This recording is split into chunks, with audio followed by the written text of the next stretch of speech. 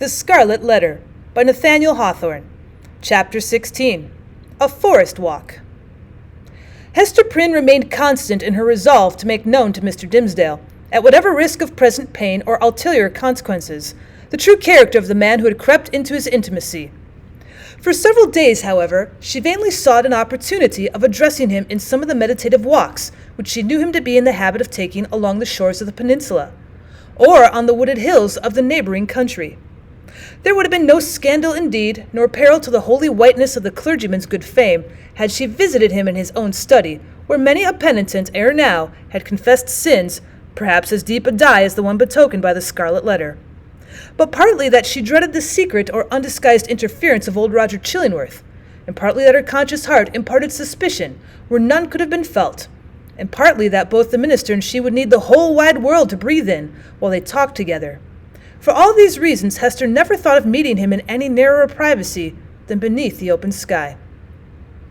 At last, while attending a sick chamber, whither the Reverend Mr. Dimmesdale had been summoned to make a prayer, she learnt that he had gone the day before to visit the Apostle Eliot among his Indian converts. He would probably return by a certain hour in the afternoon of the morrow. Betimes, therefore, the next day, Hester took little Pearl, who was necessarily a companion in all of her mother's expeditions, however inconvenient her presence, and set forth. The road, after the two wayfarers had crossed from the peninsula to the mainland, was no other than a footpath. It straggled onward into the mystery of the primeval forest. This hemmed it in so narrowly and stood so black and dense on either side and disclosed such imperfect glimpses of the sky above, that to Hester's mind it imaged not amiss the moral wilderness in which she had so long been wandering. The day was chill and somber. Overhead was a grey expanse of clouds, slightly stirred, however, by a breeze, so that a gleam of flickering sunshine might now and then be seen at its solitary play along the path. This flitting cheerfulness was always at the further extremity of some long vista through the forest. The sportive sunlight, feebly sportive at best, in the predominant pensiveness of the day and scene, withdrew itself as they came nigh, and left the spots where it had danced the drearier, because they'd hoped to find them bright. "Mother," said little Pearl, "the sunshine does not love you. It runs away and hides itself, because it's afraid of something on your bosom. Now see, there it is, playing a good way off. Stand you here, and let me run and catch it. I am but a child. It will not flee from me, for I wear nothing on my bosom yet." "Nor ever will, my child, I hope," said Hester. "And why not, mother?" asked Pearl, stopping short just at the beginning of her race. "Will it not come of its own accord when I am a grown woman?" "Run away, child," answered her mother, "and catch the sunshine. It will soon be gone." Pearl set forth at a great pace, and as Hester smiled to perceive, did actually catch the sunshine, and stood laughing in the midst of it, all brightened by its splendor and scintillating with its vivacity, excited by her rapid motion. The light lingered about the lonely child, as if glad of such a playmate, until her mother had drawn almost nigh enough to step into the magic circle too. "Oh, it'll go now," said Pearl, shaking her head. "See," answered Hester, smiling, "now I can stretch out my hand and grasp some of it." As she attempted to do so, the sunshine vanished, or, to judge from the bright expression that it was dancing on Pearl's features, her mother could have fancied that the child had absorbed it into herself, and would give it forth again with a gleam about her path, as they should plunge into some gloomier shade. There was no other attribute that so much impressed her with a sense of new and untransmitted vigor in Pearl's nature as this never-failing vivacity of spirits. She had not the disease of sadness which almost all children in these latter days inherit from the scrofula and from the troubles of their ancestors. Perhaps this too was a disease, but the reflex of the wild energy with which Hester had fought against her sorrows before Pearl's birth. It was certainly a doubtful charm, imparting a hard metallic luster to the child's character. She wanted, what some people want throughout life, a grief that should deeply touch her, and thus humanize and make her capable of sympathy. But there was time enough yet for little Pearl. "Come, my child," said Hester, looking about her from the spot where Pearl had stood still in the sunshine. "We'll sit down a little way within the wood and rest ourselves." "Oh, I'm not weary, mother," replied the little girl. "But you may sit down if you will tell me a story meanwhile." "A story, child," said Hester. "And about what?" "Oh, a story about the black man," answered Pearl, taking hold of her mother's gown and looking up half earnestly and half mischievously into her face. how he haunts this forest and carries a book with him, a big heavy book with iron clasps, and how this ugly black man offers his book and an iron pen to everybody that meets him here among the trees, and they're to write their names with their own blood, and then he sets his mark on their bosoms. Didst thou ever meet the black man, mother?" "And who told you this story, Pearl?" asked her mother, recognizing a common superstition of the period. "Well, it was the old dame in the chimney corner at the house where you watched last night," said the child. But she fancied me asleep while she was talking of it.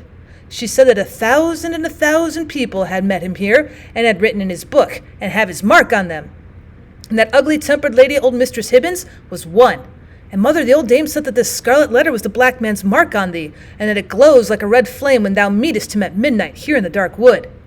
Is it true, mother? And dost thou go meet him in the night time?" "Didst thou ever awake and find thy mother gone?" asked Hester. "Not that I remember," said the child. "If thou fearest to leave me in our cottage, thou mightst take me along with thee, and I would very gladly go. But, mother, tell me how. Now, is there such a black man, and didst thou ever meet him, and is this his mark?" "Wilt thou let me be at peace if I at once tell thee?" asked mother. "Yes, if thou tellest me all," answered Pearl. "Once in my life I met the black man," said her mother. "This scarlet letter is his mark."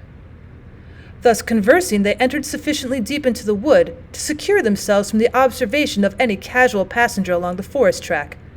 Here they sat down on a luxuriant heap of moss, at which some epoch of preceding century had been gigantic pine, with its roots and trunk in the darksome shade, and its head aloft in the upper atmosphere. It was a little dell where they had seated themselves, with a leaf-strewn bank rising gently on either side, and a brook flowing through the midst, over a bed of fallen and drowned leaves. The trees impending over it had flung down great branches from time to time, which choked up the current and compelled it to form eddies and black depths at some points, while in its swifter and livelier passages there appeared a channelway of pebbles and brown sparkling sand. Letting the eyes follow along the course of the stream, they could but catch the reflected light from its water at some short distance within the forest, but soon lost all traces of it amid the bewilderment of the tree trunks and underbrush, and here and there a huge rock covered over with grey lichen. All these giant trees and boulders of granite seemed intent on making a mystery of the course of this small brook, fearing perhaps that with its never-ceasing loquacity it should whisper tales out of the heart of the old forest whence it flowed, or mirror its revelations on the smooth surface of a pool. Continually, indeed, as it stole onward, the streamlet kept up a babble, kind and quiet, soothing but melancholy, like the voice of a young child that was spending its infancy without playfulness, and knew not how to be merry among sad acquaintance and events of sombre hue. "O brook, O foolish and tiresome little brook," cried Pearl, after listening a while to its talk, "why art thou so sad? Pluck up a spirit, and do not be all the time sighing and murmuring." But the brook, in its course of its little lifetime among the forest trees, had gone through so solemn an experience that it could not help talking about it, and seemed to have nothing else to say. Pearl resembled the brook, inasmuch as the current of her life gushed from a wellspring as mysterious, and had flowed through scenes shadowed as heavily with gloom. But unlike the little stream, she danced and sparkled, and prattled airily along her course. "What does this sad little brook say, mother?" inquired she. "If thou hadst a sorrow of thine own, the brook might tell thee of it," answered her mother. "Even it is telling me of mine.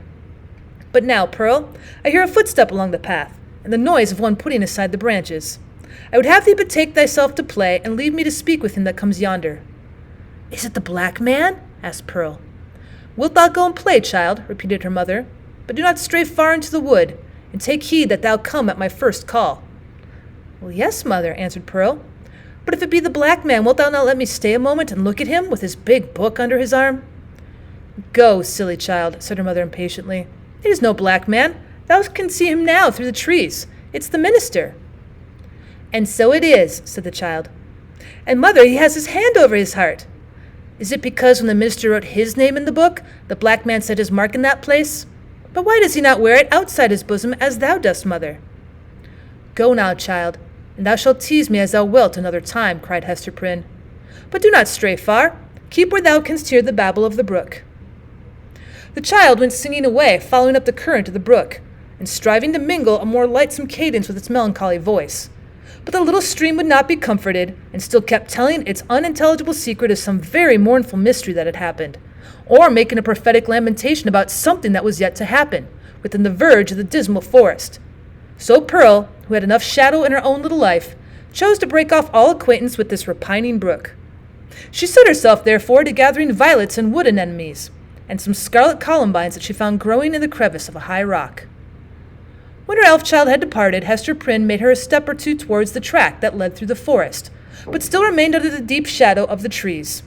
She beheld the minister advancing along the path entirely alone, and leaning on a staff which he had cut by the wayside. He looked haggard and feeble, and betrayed a nerveless despondency in his air which had never so remarkably characterized him in his walks about the settlement, nor in any other situation where he deemed himself liable to notice. Here it was woefully visible, in this intense seclusion of the forest, which of itself would have been a heavy trial to the spirits. There was a listlessness in his gait, as if he saw no reason for taking one step further, nor felt any desire to do so. But it would have been glad, could he be glad of anything, to fling himself down at the root of the nearest tree and lie there passive for evermore. The leaves might bestrew him and the soil gradually accumulate and form the little hillock over his frame, no matter whether there were life in it or no. Death was too definite an object to be wished for or avoided. To Hester's eye, the Reverend Mr. Dimmesdale exhibited no symptom of positive and vivacious suffering, except that, as little Pearl had remarked, he had kept his hand over his heart.